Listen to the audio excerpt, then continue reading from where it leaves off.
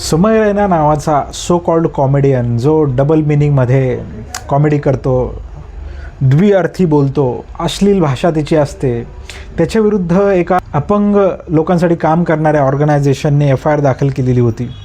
ती FIR supreme कोर्टात गेली. सुप्रीम कोर्टात चॅलेंज केली आणि जस्टिस सूर्यकांत यांच्या बेंचने समय रैनावर जे काही ॲलिगेशन्स होते, जी FIR त्याच्यावर दाखल केलेली होती की त्याने अपंग लोकांविरुद्ध एक अशी टिप्पणी केली आहे की त्याच्यामुळे त्यांचा गौरव कमी होतो, त्यांची डिग्निटी कमी होते आणि त्यांच्या डिजेबलपणाची थट्टा उडवल्या गेल्यासारखं झालेलं आहे, असं त्यांचं म्हणणं होतं. परंतु जस्टिस सूर्यकांत यांच्या बेंचने समय रैना हा एक उदयोन्मुख तरुण आहे, तो तरुणांसाठी काम करतो आहे, तो विशेष करून डिजेबल लोकांसाठी देखील काम करतो आहे आणि त्याच्यामुळं त्यानं जे काही टिप्पणी केलेली आहे ही काय अशी हार्मफुल नाही आहे ज्याच्यानं डिजेबल लोकांची निष्ठा प्रतिष्ठा कमी होते.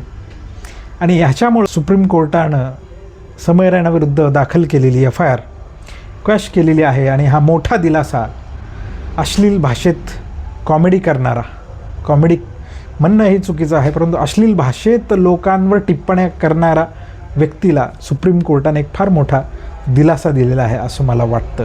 त्याच्यासोबत आणखीन 4 जणही देखील त्याच्यात सामील होते. त्या चौघांना देखील त्याच्यामध्ये फार मोठा दिलासा मिळालेला आहे.